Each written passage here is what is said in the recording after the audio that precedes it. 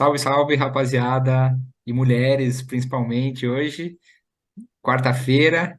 Estamos chegando aí com mais um episódio do podcast Nutritivamente e com um tema bastante relevante, um tema que não sai de moda nunca, que é a nutrição para a saúde da mulher, né? Então, hoje eu tenho mais uma convidada especial aqui. Eu vou puxar a ficha dela. Ela é nutricionista formada pela FMU. Ela também é formada em acupuntura pelo SEATA. Hoje ela é pós-graduanda pelo Instituto LG em parceria com a PUC em nutrição na saúde da mulher e reprodução humana. E ela já trabalha com aí a saúde feminina desde 2018. Então eu tenho hoje o grande prazer de ter comigo aqui Gabriela Riani. Gabi, seja bem-vinda ao Nutritivamente. Grande prazer de ter aqui hoje. Obrigada. Obrigada, Murilo. É um prazerzão estar aqui com você, poder trazer um pouquinho aí da minha experiência, dividir com o pessoal. Legal, Gabi. Bom, a gente está quase chegando né? Estamos crescendo aí, o podcast está crescendo bastante e eu estou tendo a felicidade de trazer bastante Nutri, né? Como eu já disse em alguns episódios, depois eu vou acabar abrindo, né? Acho que naturalmente para outros profissionais, mas eu quero trazer o máximo de Nutris em diferentes áreas possível. Então, para todos os Nutris que vêm aqui, eu sempre pergunto, e com você não ia ser diferente, como é que você chegou à nutrição, né? E depois, como é que foi essa virada de foco para a questão da saúde da mulher de maneira mais propriamente dita, se já tinha isso em mente? Então, conta para quem está nos ouvindo, por favor. Tá. Na verdade, eu escolhi a área da saúde da mulher antes de escolher a nutrição, né? Então, eu vou contar um pouco da minha história, assim, desde o começo, só para dar um contexto de como a nutrição chega.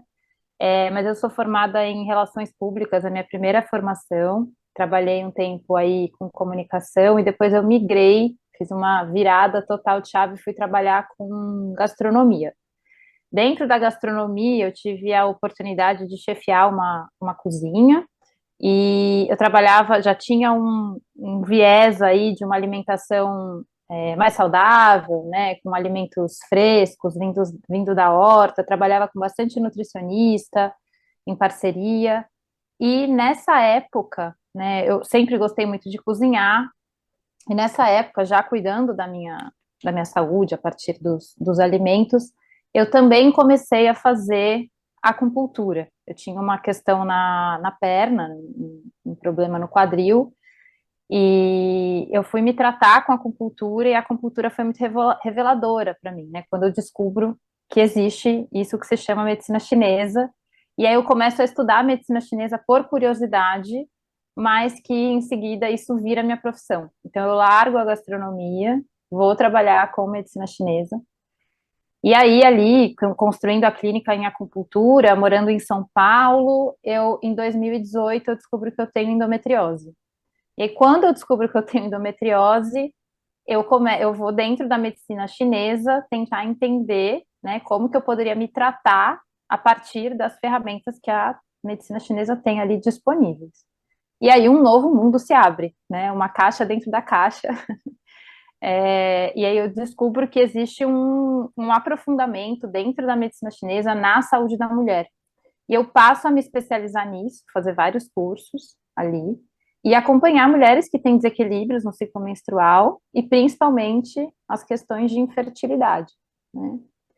E, e para o meu tratamento, né, dentro dessa minha experiência pessoal com a endometriose, eu lancei mão do tratamento com acupuntura e medicina chinesa e também da nutrição. Então, a nutrição, né, eu tinha ali uma nutricionista que me acompanhou, que é a Emanuele Salustiano, que enfim, virou minha amiga pessoal, mas ela foi muito importante nesse meu processo de controle, né, da doença, dos sintomas, enfim.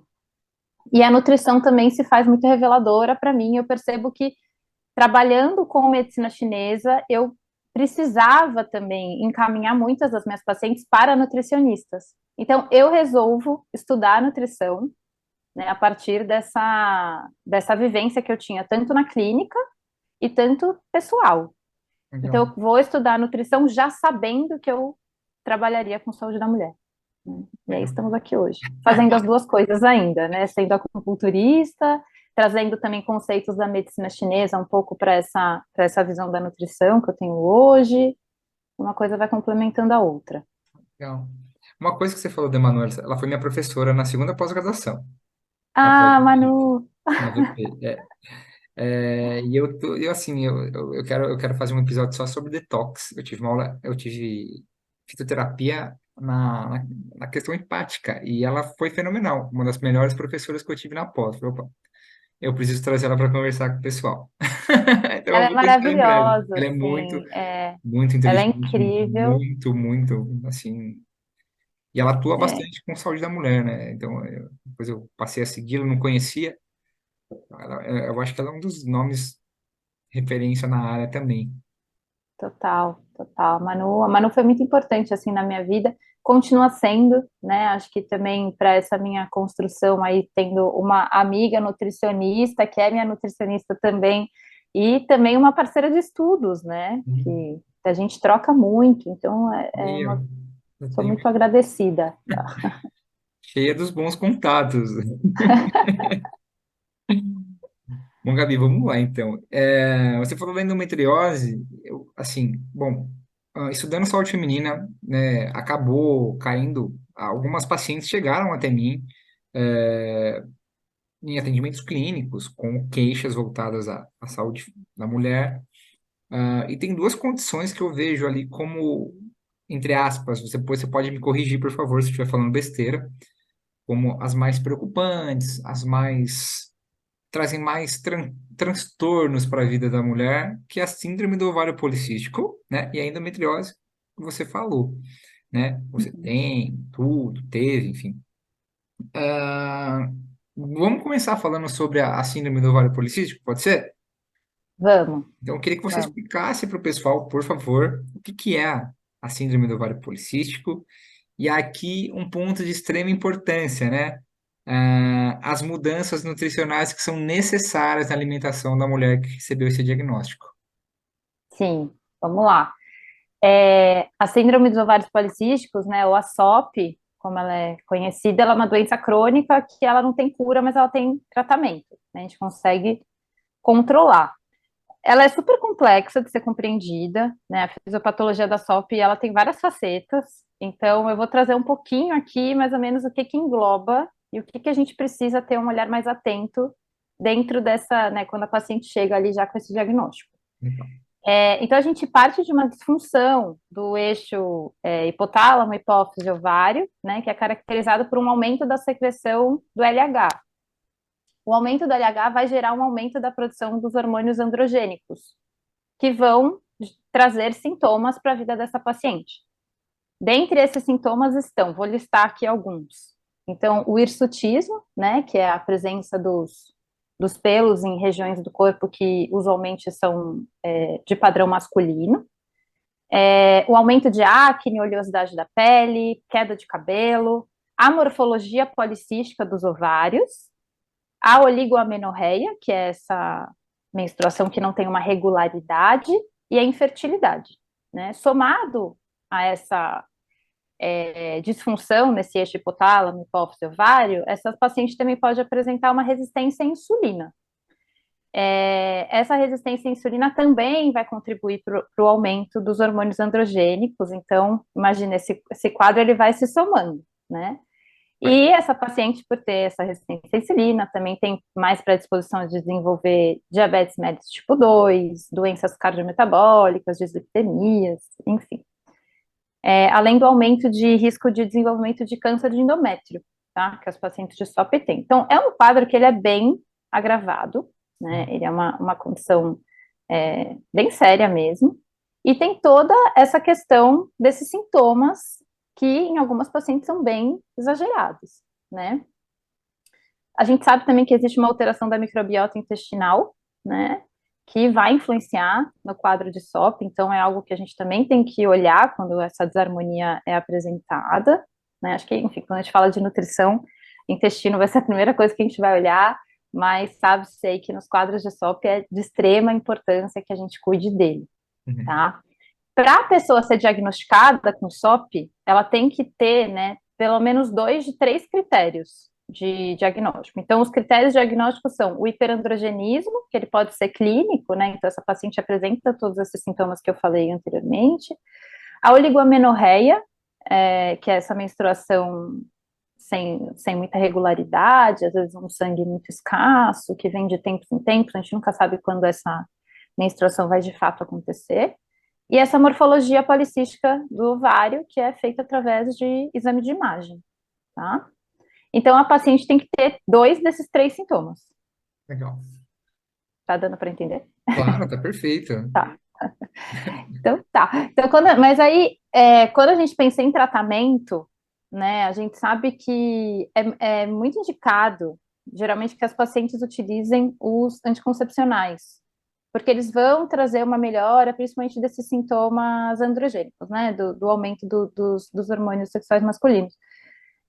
Então, você tem uma melhora ali do aspecto da pele, né, às vezes o cabelo não cai tanto, enfim, esses aspectos que causam também muitas questões na vida dessa mulher e que podem gerar uma grande diminuição da autoestima dessa mulher, podem ser controladas a partir do uso do anticoncepcional, né? O uso dos hipoglicemiantes, como a metformina, também é bem recomendada, né? E está relacionada aí a uma melhora da ovulação, então essa mulher passa a ter uma ciclicidade menstrual mais regular, mas é importante que a gente lembre que só o uso do medicamento, né, a gente não consegue controlar todo esse quadro. Então, é muito importante que essa paciente olhe para o estilo de vida, né, que ela está vivendo ali naquele momento, que ela olhe para a alimentação, mas que ela olhe também para os outros pilares. Então, a gente vai falar de atividade física, a gente vai falar de descanso e sono, né, como que está a qualidade do sono dessa paciente, como que está o estresse dessa paciente, né? Quanto que essa paciente está se expondo a toxinas ambientais. Então, tudo isso é importante que a gente olhe e faça, né, ou sugira ali os ajustes, para de fato que a gente cuide dessa patologia da melhor forma possível, né? Mas pensando em alimentação, vamos falar do nosso da nossa área, é importante que a alimentação ela vai ter o papel ali de reduzir a resistência à insulina, né, caso ela exista, melhorar a função reprodutiva, melhorar os sinais e os sintomas clínicos, controlar o peso e a composição corporal, caso seja uma paciente que, né, enfim, apresente uma composição corporal que precisa de ajuste, adequação dos nutrientes, mas principalmente a individualidade. Eu acho que dentro da saúde da mulher, e acho que isso dentro da nutrição, né, de uma forma geral, é muito importante que a gente olhe para esse paciente como sendo único, né, e o que é que mais afeta, né, por onde que a gente começa, né, qual que é a alimentação que vai conversar com esse paciente, com a rotina dele, né, acho que isso é algo que é importante, né, e tem algumas dietas que geralmente a gente fala dentro né, que são mais estudadas, assim, para SOP. Eu trouxe 3, eu resolvi falar de 3 específicas aqui, que Então, é a dieta cetogênica, né, que ela é uma dieta que ela tem um efeito metabólico e endócrino muito significativo, com melhora dos padrões antropométricos e melhora dos níveis hormonais, mas ela é uma dieta que é restritiva e que nem sempre é fácil de ser colocada em prática, né? Não sei se você já teve experiência de já, trabalhar com cetogênica. já, eu tive experiência. Até depois eu vou te perguntar. Eu vou terminar você explicar as outras duas. Eu tenho uma dúvida, como você é especialista, eu quero te perguntar daqui a pouco. Tá, vou ver. Mas essa é uma dieta que eu acho que ela não é fácil de ser colocada em prática, Não. né? Então, acho que isso vai muito do perfil do paciente. Ela geralmente tem começo, meio e fim, né? Acho que a duração é de 12 semanas que o protocolo manda. Uhum.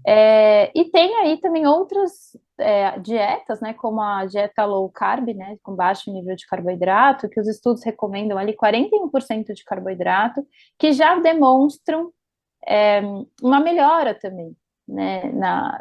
Nos níveis hormonais, na questão da resistência à insulina. Essa dieta levada a longo prazo, ela vai trazer benefício para essa paciente de SOP. E a dieta do Mediterrâneo, que tem esse padrão mais antioxidante, mais anti-inflamatório, que também apresenta melhora nesses padrões antropométricos e também correção nesses níveis endócrinos, né? Melhora desses valores, né? E eu acho que é interessante que também tem um estudinho que fala sobre a associação da dieta do Mediterrâneo com a dieta low carb para SOP, que ela pode ser uma estratégia é, que essa paciente vai conseguir, né, levar a longo prazo. E aí acho que essa é sempre a pergunta que fica: será que vale a pena colocar paciente de SOP numa alimentação super restrita, ou será que é melhor a gente ir fazendo essa alteração aos poucos e trazendo ela para uma nova realidade, criando esse novo hábito, já que ela vai ter que fazer isso para o resto da vida, É isso que né? eu vou te perguntar. Adesão. Era essa a sua pergunta? É, porque assim, as experiências, eu não tive muitas, tá? Como a minha Uhum, formação, né, ela não é tão voltada, tão específica, né, quanto a sua, para a questão de saúde da mulher, mas eu atendi alguns casos com SOP e não. E aí eu tentei nessa linha, sabe? Olha, vamos começar talvez com uma low carb, mais voltada a um padrão mediterrâneo, para não assustar, né, a paciente. uhum, E não tive adesão. Foi muito difícil. Falei, olha, né, expliquei a questão de carboidratos, resistência insulínica, falei, ó, vai ter que mudar o estilo de vida, tal, tal. Eu não tive sucesso com nenhuma paciente com SOP. sim. São pacientes difíceis, né, de ser trabalhada, porque na grande maioria, isso não é para todas, né, mas tem ali uma maioria que vem com hábitos de vida que de fato precisam ser alterados, né? Dormem muito tarde, dormem mal, bebem muito, comem muito ultraprocessados, enfim, né, tem estudo aí que mostra que as pacientes de SOP têm esses hábitos, né, de uma alimentação mais pobre nutricionalmente. E então acho que é muito assim do qual que é a necessidade da paciente. Eu percebo que as pacientes que vêm querendo engravidar, por exemplo, geralmente elas têm uma adesão maior. Legal. Elas compreendem aquilo como tipo algo que vai levar elas ao objetivo delas, que é ter um bebê, Sim. né? Então acaba sendo mais fácil. Agora, as que vêm por indicação médica, nem sempre tem uma adesão de fato. Então, eu acredito sempre que o caminho é ir conversando com o paciente. Eu sou a nutricionista do vamos aos poucos. É, Não eu sei gosto se, dessa, se eu você também gosto nessa dessa linha, mas linha também. eu sou da linha do vamos aos poucos, ninguém precisa sair desesperado aqui, vamos devagarzinho, que uma hora isso vira algo que você vai fazer naturalmente, Exato. né? Não Não, resolve em uma consulta só, né? Ó, não, de deixa jeito claro ali, ó, nenhum. não vai ser uma consulta e um retorno que eu vou te ajudar, conseguir te ajudar. Exatamente. Então, acho que a gente pode ir, né, trabalhando aos poucos e vendo como que vai mudando o hábito, dessa paciente aos poucos, né? Mas fazer atividade física também vai contribuir demais para esse processo, Legal. para a melhora desse quadro. Bom, aí outra questão da saúde feminina que eu queria te perguntar, e aí você vai falar com um duplo conhecimento na causa, né? Que é a questão da endometriose, né? Uhum. Aqui o que eu acho importante ressaltar, Gabriela, é que é um tratamento que acaba sendo multidisciplinar, né? É o médico e nutricionista, né? Ah, É. e falando aí da área da nutrição, o que que você pode dizer para quem está nos ouvindo, as recomendações indicadas para a mulher que foi diagnosticada com endometriose, para melhorar a qualidade de vida? Ah, conta pra gente, por favor. Bom, a endometriose também, né? Doença crônica que não tem cura, mas tem tratamento, tem como a gente tentar controlar, né? Acho que é importante que. Eu queria só. Posso falar um pouquinho sobre os sintomas? Até para quem Claro, está ouvindo, por né? favor. Não sei se todo mundo sabe, mas a endometriose ela é caracterizada pela presença de um tecido muito parecido com o do endométrio fora da cavidade uterina, né? Então, geralmente ela está ali na região pélvica, mas ela pode estar em diversos locais. A gente já encontrou endometriose no cérebro, no nariz, no pulmão, no braço. Então, acaba que ela é uma doença que ela, né, ela não se restringe só à pelve, né? E não se sabe muito bem como ela começa, muitas teorias são estudadas, mas nada ainda é muito conclusivo. Mas eu acho que é importante a gente trazer aqui um pouquinho dos sintomas que essa paciente que tem endometriose pode sentir, até porque esse diagnóstico pode levar aí, né, uma média de 8 anos para ser feito. Então, acho que quanto mais a gente fala sobre os sintomas da endometriose, a gente contribui um pouco para que as pessoas tenham essa informação e busquem investigação com relação aos seus sintomas, né? Não, Então, legal. dores no período menstrual, né, a dismenorreia, dor incapacitante ali no período menstrual, dor na relação sexual, dor para evacuar ou urinar, que pode estar relacionada, né, e piorar conforme o ciclo menstrual, então essa dor piora ali no período pré-menstrual e menstrual, constipação ou diarreia, a infertilidade, fadiga, menstruação intensa e até mesmo depressão. Então, ela é uma doença que ela é sistêmica, né? Ela vai afetar aí não só, não vai se restringir só à pelve, ao útero, enfim, ela tá, né, que ela vai muito, muito além da pelve. Ela é uma doença inflamatória, né, e ela também gera uma disfunção imunológica nessa paciente. As pacientes com endometriose apresentam uma disfunção imunológica, tá? E também um descompasso hormonal, porque ela é uma doença que se retroalimenta da presença de estrogênio. São pacientes que, por conta dessa inflamação, apresentam maior estresse oxidativo, né, o que contribui para a progressão dessa doença, e também tem uma relação aí com o desequilíbrio da microbiota intestinal. Então, precisamos atacar Tem que olhar como um todo, essa, né? exatamente. E essa alimentação, ela vai contribuir para que a gente faça uma modulação hormonal, para que a gente diminua essa inflamação, para que a gente tente modular também esse sistema imunológico, auxiliar na melhora dessa microbiota intestinal, né? E reduzir aí esse estresse oxidativo. Então, que a gente indica, né? Uma alimentação que seja, fala-se muito sobre essa alimentação anti-inflamatória. Olha, Mas o que é esse padrão anti-inflamatório, né? Não existe um padrão específico anti-inflamatório, que a gente fale, tem que comer tal coisa, tem que comer tal coisa, mas a gente sabe que o aumento de alimentos anti-inflamatórios, né, que tem propriedades anti-inflamatórias, e a diminuição do consumo de alimentos pró-inflamatórios, como alimentos ultraprocessados, ricos em gorduras, açúcar, álcool, carne vermelha, enfim, fazer um balanço disso, né, em que a gente tenha mais dos alimentos anti-inflamatórios e muito pouco desses alimentos, ou quase nenhum, desses alimentos pró-inflamatórios, dependendo aí também da etapa, né, que a gente está com essa paciente.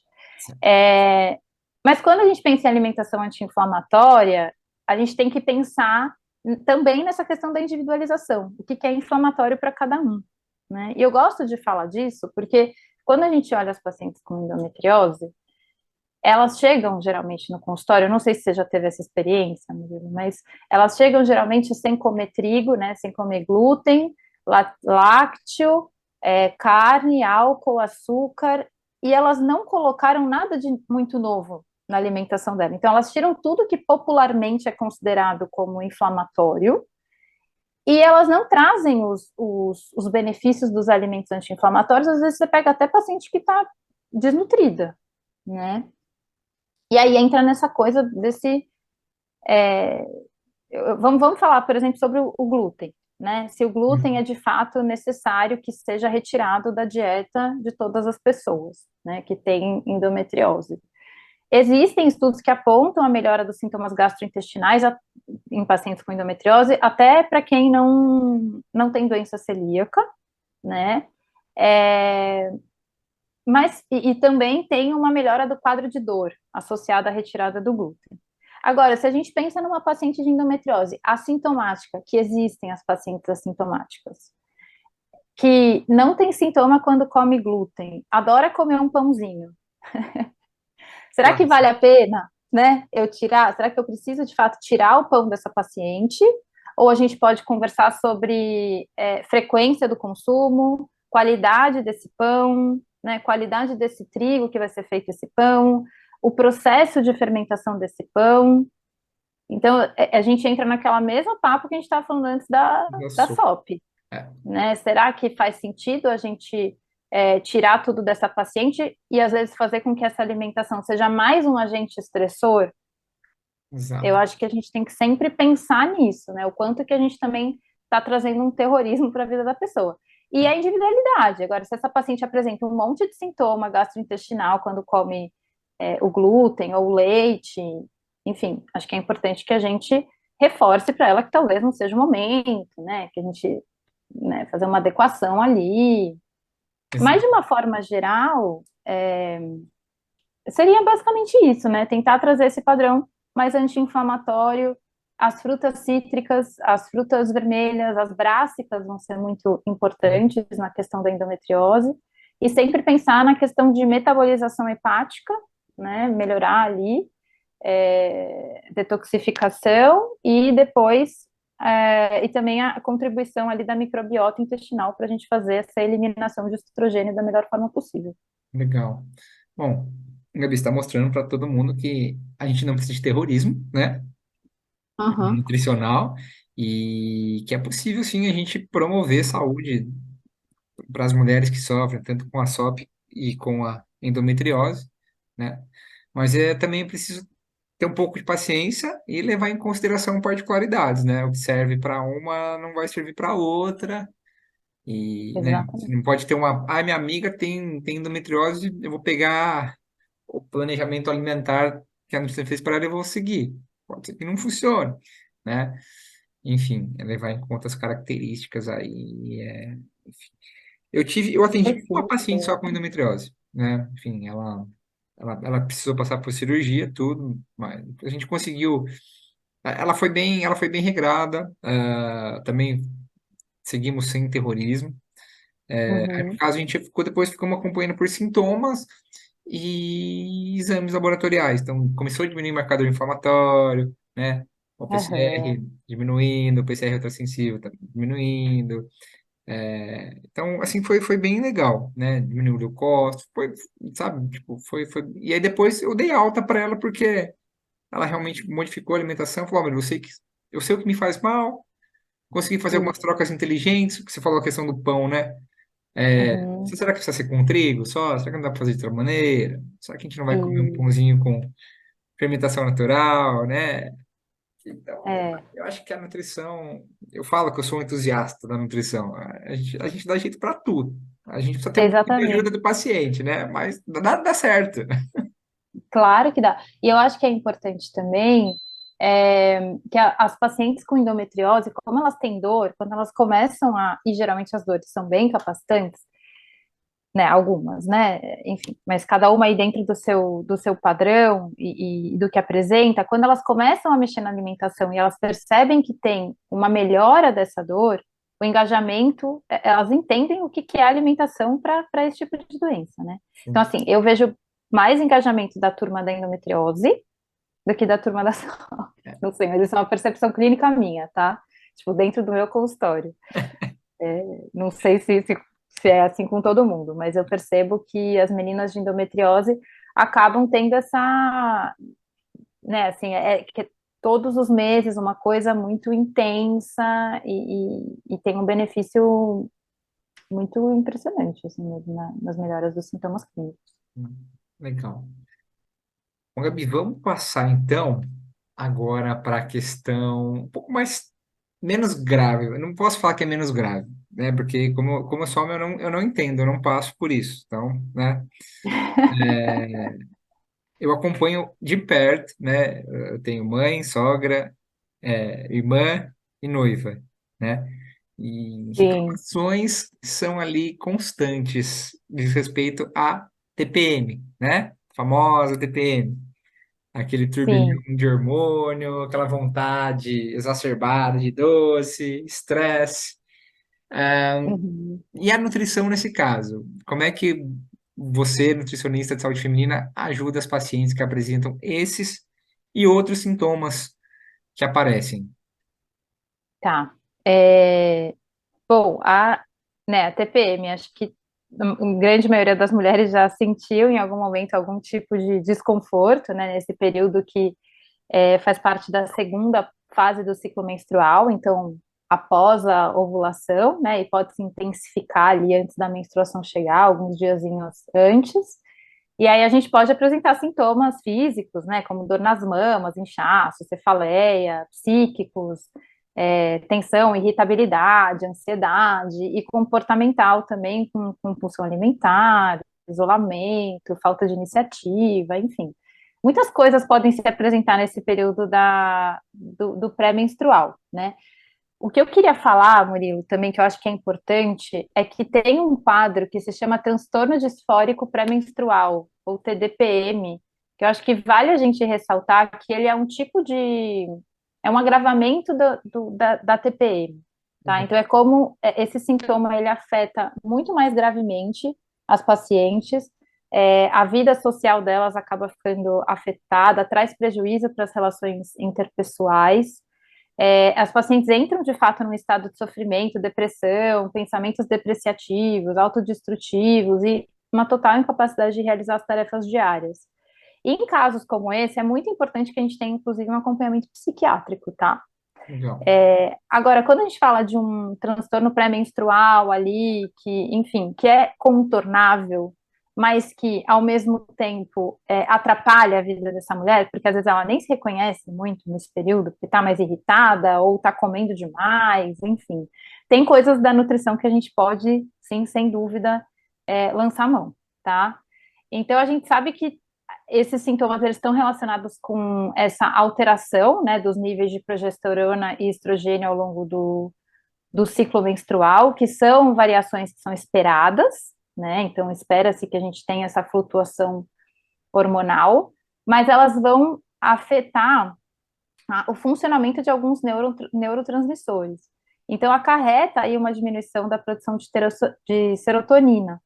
Então, mulheres que têm maior sensibilidade a isso acabam gerando, apresentando esses sintomas.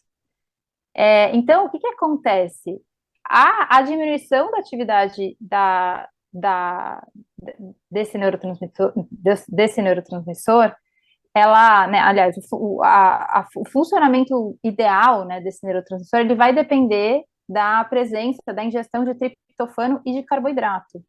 Então, é comum que as mulheres procurem por alimentos que sejam mais açucarados, por exemplo, que vão dar esse prazer instantâneo, né?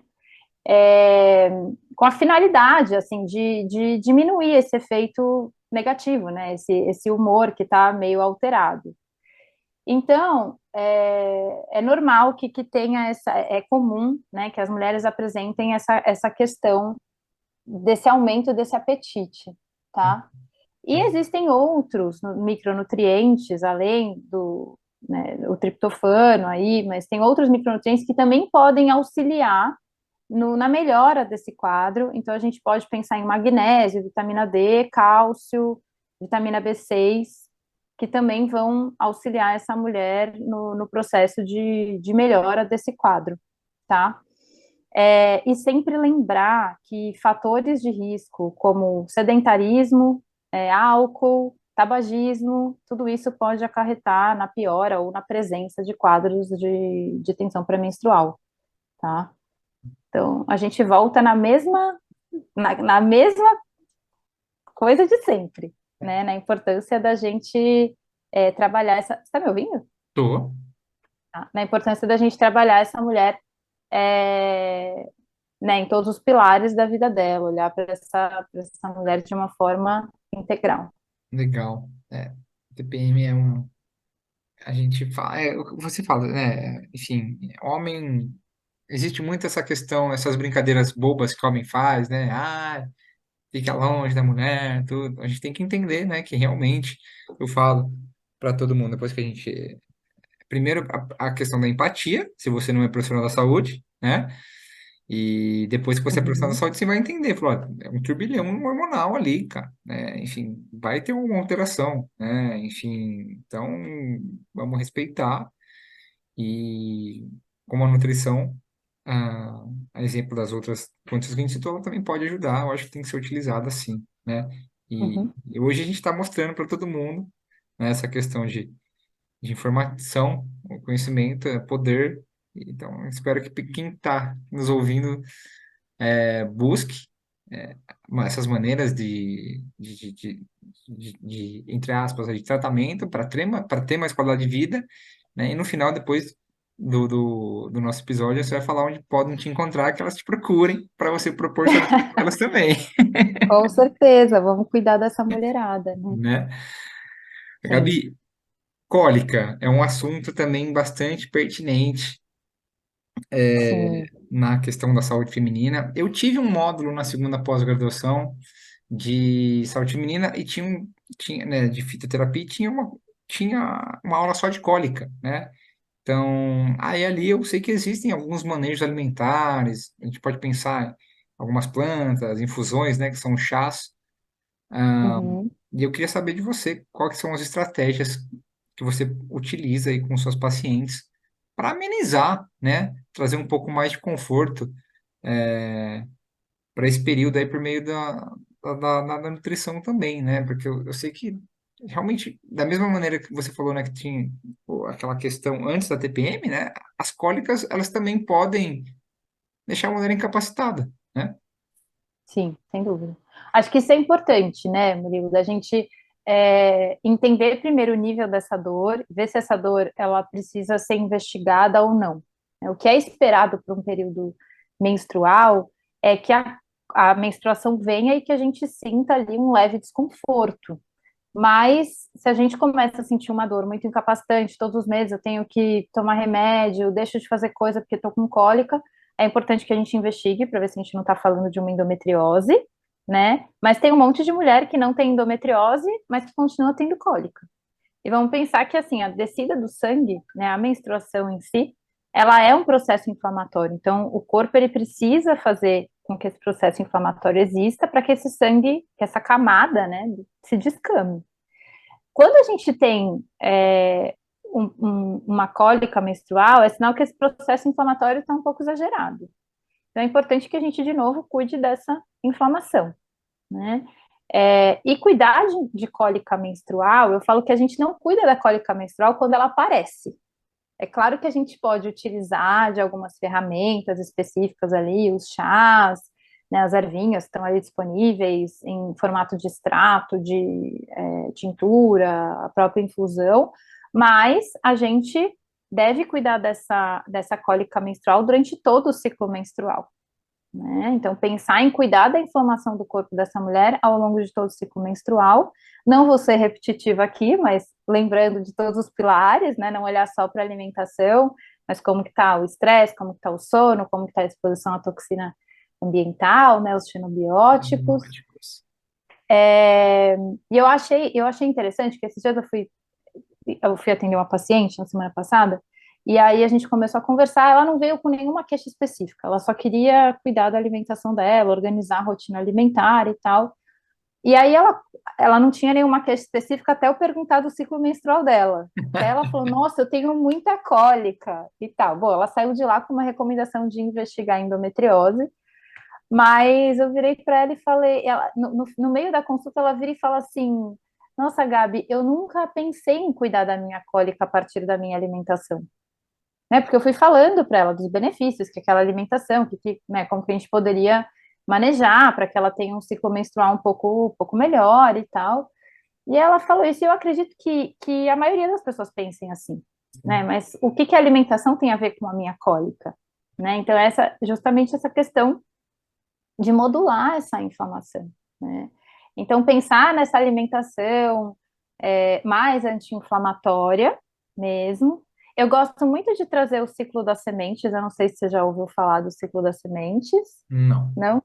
Que a gente utiliza na primeira fase do ciclo menstrual, semente de abóbora com semente de linhaça, e na segunda fase do ciclo menstrual, semente de girassol com a semente de gergelim, né? Uma colher de sopa de cada uma das sementes, que elas vão trazer ali os nutrientes adequados para essas fases do ciclo, né? Elas são ricas em magnésio, em zinco, em cálcio. Então, a gente vai fazendo essa modulação desse ciclo menstrual a partir dessa estratégia. Essa é uma coisa que eu gosto bastante de usar para quem tem cólica, e para quem está cuidando da saúde fértil, assim, de uma forma geral, né, que tem algum desequilíbrio ou está querendo engravidar. Mas quando a coliquinha aparece, eu gosto muito de sugerir o chá de camomila, que ele vai ter um efeito interessante, e algumas outras ervas, como o funcho, a canela e também o gengibre, que são legais para essa fase, que podem trazer aí um controle dessas dores. Aí, mulherada que tá ouvindo, caneta na mão, Anotem. anotaram, né? As sementes, os chás. Exatamente. É, e é legal você comentar, né, essa questão dessa sua paciente da semana passada, tal. Nunca imaginei. A gente, como nutricionista, acho que você pensa como eu, né? Eu acho que a gente tem ali, sempre vai ter um alimento para tudo, né? Uma plantinha ali, uma infusão, enfim. Para a gente acaba sendo meio óbvio, né? E para o pessoal não. Nossa, eu vou tratar minha cólica por meio da nutrição. Pois é, aí, ó. É, exatamente. Aí você vê Exatamente. o poder dos nutrientes aí, dos compostos ativos, enfim. Gabi, eu tenho uma dúvida, agora é uma dúvida minha, tá? Tá. Eu fui procurar um pouco tudo, mas eu falei, bom, vamos conversar com uma especialista. Vou aproveitar a oportunidade de conversar com uma especialista. E aqui a dúvida minha é, a mulher tem diferentes fases menstruais, né? E aí foi só que você acabou de responder, a questão de pré-menstrual, durante a menstruação e pós a menstruação, né? Você falou do ciclo das sementes. Ele engloba essa questão pré, durante e pós? Ou a gente pode complementar com mais alguma coisa, nesse momento de menstruação? É, você diz em questão assim de alimentos e plantas e coisas que a gente pode Isso. trazer para promover um bem-estar em cada fase. Primeiro, Murilo, que eu sempre gosto de dizer que para a gente entender quais são os desequilíbrios do nosso ciclo menstrual, a gente precisa entender o que esperar de um ciclo menstrual saudável, Tá. né? Então, isso é uma coisa que eu estimulo muito as minhas pacientes a se investigarem, né? A olharem para o que eu devo esperar e como que é a minha realidade, como que cada fase se manifesta aqui nesse corpo, né? Então, acho que quando a gente pensa em período menstrual, e aí eu acho que é legal também a gente respeitar cada um desses momentos, né, do ciclo, o que é muito difícil quando a gente pensa no padrão em que a gente vive hoje, dessa questão, né, da gente tem que estar produtiva e ativa todos os dias, e o ciclo menstrual nem sempre nos coloca com toda essa disposição, mas acho que dentro das possibilidades, né, dentro do que a gente pode trazer aí de respeito a cada fase do ciclo menstrual e o que é possível dentro da nossa vida e rotina, é interessante que a gente tenha um olhar para isso, né, para esse cuidado de cada fase do ciclo. Então, quando a gente pensa no período menstrual, que o corpo ele está fazendo um baita de um esforço para descamar um pedaço, né, do nosso útero ali, né, uma camadinha. Então é importante que a gente traga para esse corpo o mínimo de esforço quando a gente pensa na digestão. Então alimentos mais cozidos, por exemplo, vão ser mais bem-vindos, quentinhos, né? Para que a gente não sobrecarregue esse corpo num momento em que ele está fazendo ali um tipo de limpeza.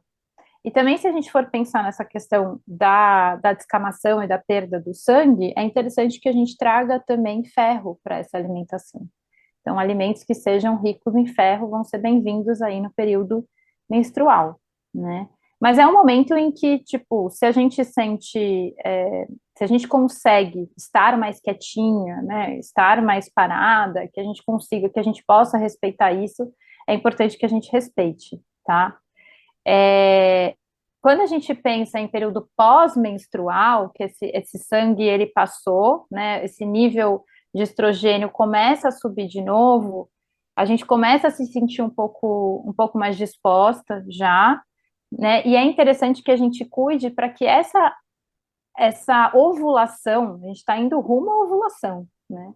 Para que ela aconteça da melhor forma possível, Porque eu tendo uma boa ovulação, eu vou ter uma melhor produção de progesterona lá no final do meu ciclo, e isso vai contribuir para que eu tenha menos desconfortos também no período pré-menstrual, né? Então é importante que a gente cuide de todas as, por isso que eu falo, né? A gente trata de cólica menstrual e de TPM também durante todo o ciclo menstrual. Então, nesse período pós-menstrual, é importante que a gente traga alimentos como cereais integrais, aveia, milho, a semente de abóbora, né? Aquela rica em zinco, cenoura, mamão, manga, que tem beta-caroteno, as brássicas, que vão ser importantes para o funcionamento hepático, acho que eu já falei, né, disso, mas nesse momento elas vão ser muito bem-vindas. Então, fazer essa alimentação que seja também variada, né, mas que nutritiva e que beneficie esse ciclo menstrual. Então, esses são alguns alimentos que são interessantes. E é um momento em que a gente sente um pouco mais de disposição para praticar uma atividade física, por exemplo, né? Então, é legal aproveitar essa fase que você está mais disposta para colocar tirar essa energia do seu corpo, né? Gastar essa energia. Dissipa, É, hã? dissipar energia. Não é? É, Colocá-la para fora, gastar ela. Então, e aí a gente tem o evento da ovulação, né, que marca a primeira fase do seu final da primeira fase do ciclo. E tem mulher que não, né, tem mulher que fala, nossa, eu me sinto muito bem quando eu estou ovulando, esse é o padrão mais esperado, mas tem mulher que não se sente tão bem quando está ovulando. Tem mulher que vive quase que uma TPM ali no meio do ciclo menstrual, tem presença de acne, muitas vezes, oleosidade. Então, é interessante que a gente olhe para isso também, porque isso também pode falar sobre um desequilíbrio, né? E a gente tem coisas que a gente pode lançar a mão para ajudar essa paciente a não se sentir, né, assim nesse período em que ela deveria estar se sentindo ótima, com a libido alta, enfim, se sentindo bem. E aí tem a questão né, a gente entra no período pós-ovulatório, que é importante que a gente module, né, essa produção de serotonina, como eu falei lá anteriormente, quando a gente estava falando de TPM, que a gente traga um auxílio para esse corpo lúteo, né, com relação à produção da progesterona, para que a gente tenha esse período pré-menstrual mais confortável e que a gente prepare esse corpo para menstruar novamente de uma forma que não seja tão dolorosa, né? Caso essa paciente apresente as cólicas menstruais.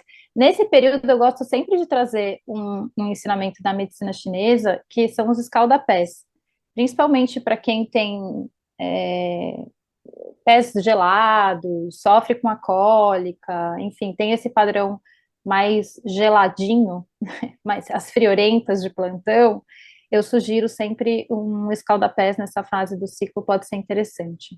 E legal, aí a gente pode trazer cálcio, magnésio, igual eu já falei, né? A vitamina E, B6, que são suplementos aí legais para esse período também. bacana. Então, a gente dá jeito em tudo, né? Mulheres, Parece que a gente é milagroso. é, não, mas eu não comentei. Quando eu comecei a atender como nutricionista, eu atendia num consultório, era uma clínica, uma mini clínica, que era eu, um nutricionista, e tinha mais uma acupunturista só. Então a gente fazia Sim, essas trocas às vezes. Olha, Murilo, vou fazer esse calda-pé para as mulheres, tal, posta aí no seu Instagram. Então a gente fazia um tratamento meio conjunto ali, né? E, maravilhoso. né, e eu acho muito legal. Ela falou, ó, eu tô com essa paciente assim, vou passar para você. Eu falei, tá bom. Aí eu, ó, tô com essa paciente assim, vou passar para você, passar para fazer esse intercâmbio. E os resultados eram bem bacanas, né? Sim, Então, eu sim. imagino você, que é acupunturista e nutre tudo junto, então a mulherada. É muito legal de acompanhar. Inclusive, eu não falei, né, sobre isso, mas assim, para questões de para endometriose, a acupuntura vai ser muito benéfica para questões de dores no período menstrual, né, as cólicas menstruais, para TPM, a acupuntura enfim, para todas as questões da saúde da mulher, a gente tem algum benefício, né? Então, eu sempre recomendo, assim, que procure um acupunturista, que procure a medicina chinesa também para auxiliar quando a gente pensa em desequilíbrios relacionados ao ciclo menstrual. Ah, legal. Gabriela, outra questão. Ó, Hum, conforme a mulher vai amadurecendo, um tema que preocupa bastante, né, é a menopausa, né? Então, eu conheço várias mulheres que estão longe de estar na menopausa, e já falam, nossa, pelo amor de Deus, não quero nunca entrar na menopausa, vou ficar com fogacho, calor, não sei o quê, não sei o quê, as, a, só ver, entre aspas, as partes ruins, né?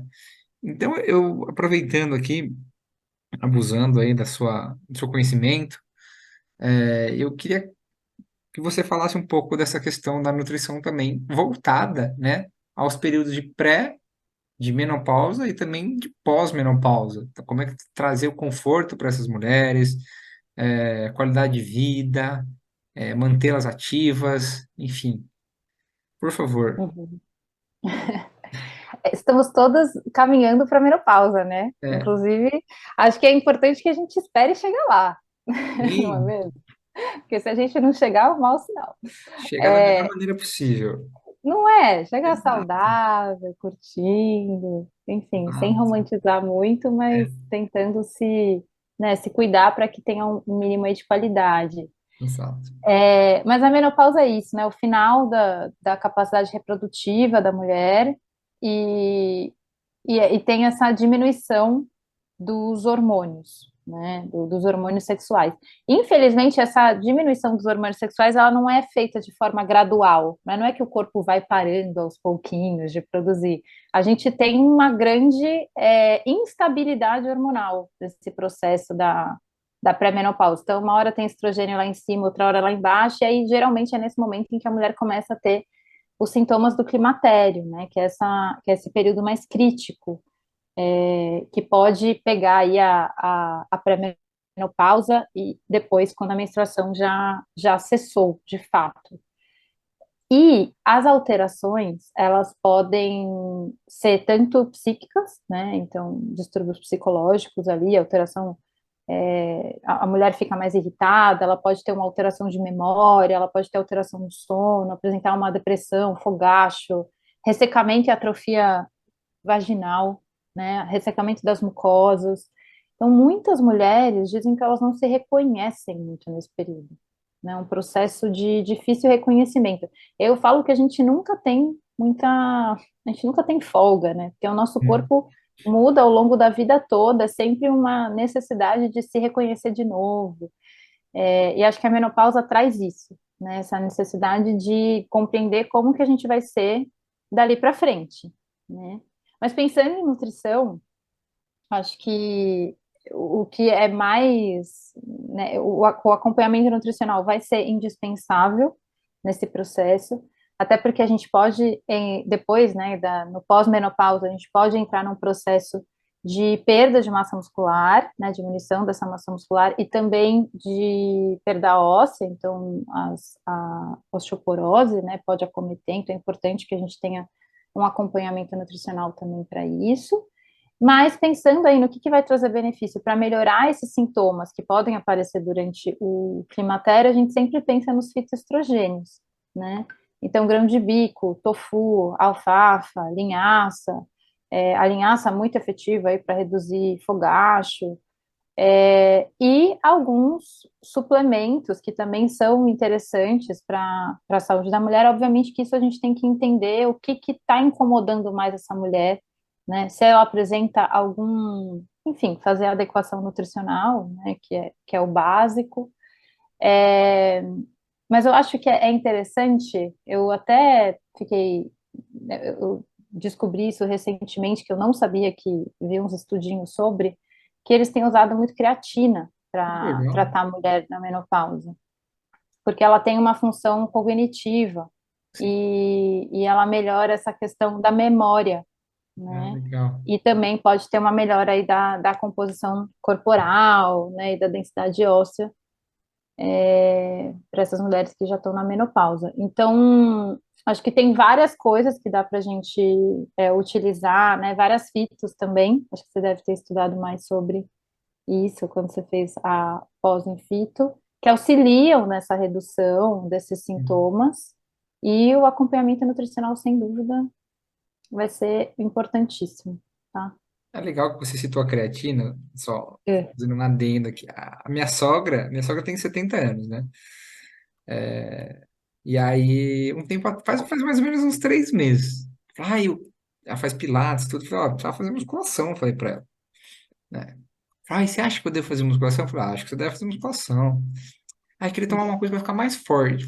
Vamos tomar creatina, eu falei pra ela, né? E aí, a gente colocou creatina na rotina dela já tem uns 3 meses. E aí, a semana passada, ela começou a fazer musculação.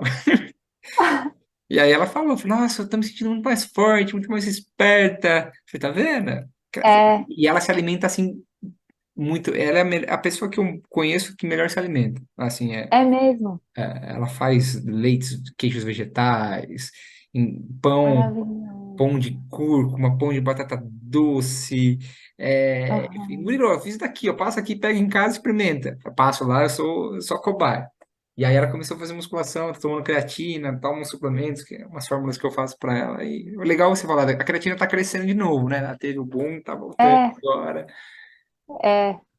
Mas legal Mas é saber. que não, e é uma coisa assim, né, super da esportiva, assim, né, que a gente associa muito com. E aí quando eu vi, eu falei, nossa, que interessante, tipo assim, não sabia, eu achei super, super legal, os resultados são bem, bem legais, assim, para essa questão cognitiva. Bacana, bacana, bacana, bacana. Bom, Gabriela, vou iniciar o nosso fim aqui, então, do nosso episódio, mais ou menos. Vamos. Estamos finalizando, não vou tomar mais muito seu tempo, né?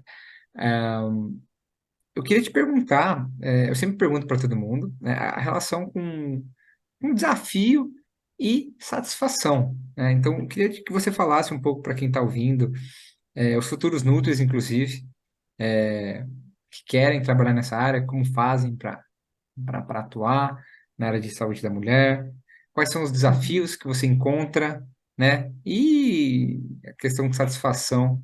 Eu acho que a satisfação acaba sendo muito semelhante com o que os outros já me falaram aqui, mas eu quero ouvir de você, por favor. Vamos começar pela satisfação.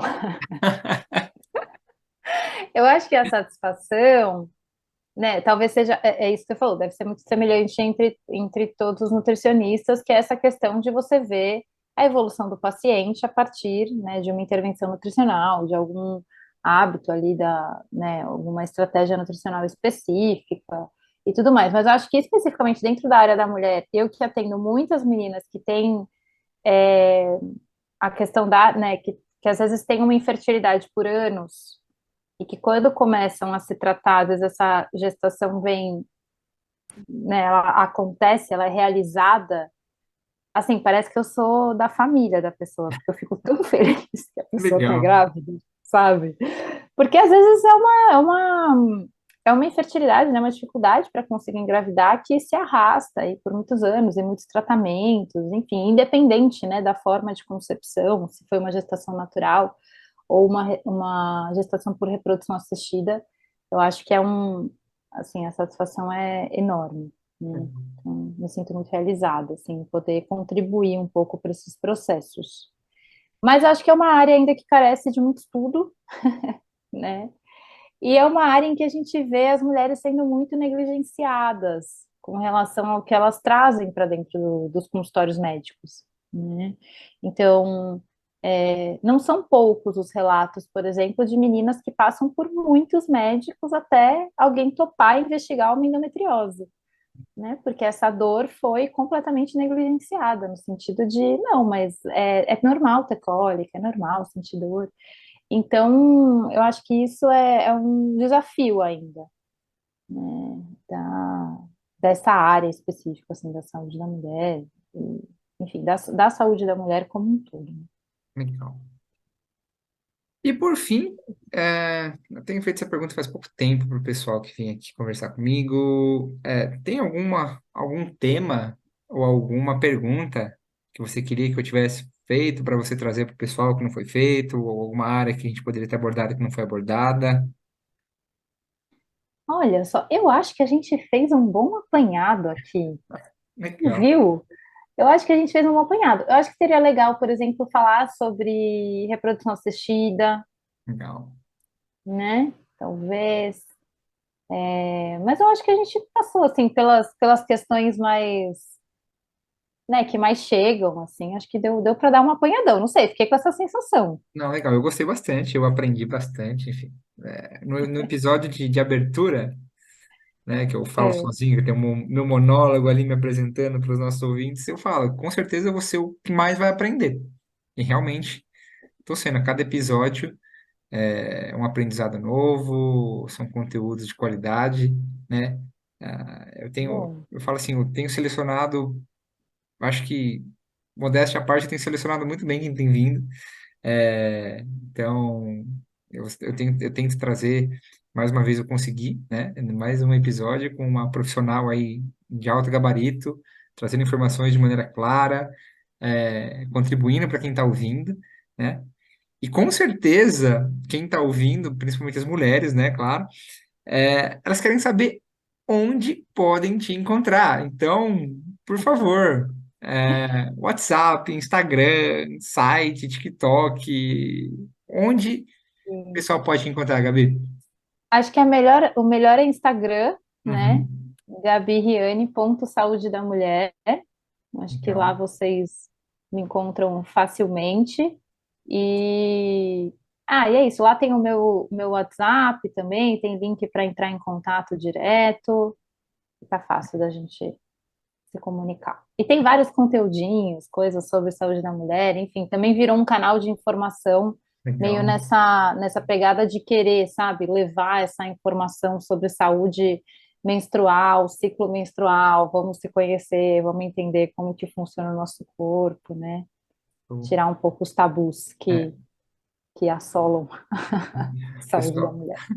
o pessoal que está me ouvindo, entra lá, segue a Gabi, eu sigo já faz tempinho. Tem uns conteúdos bem bacanas, bem informativos, nada maçante, né, Gabi?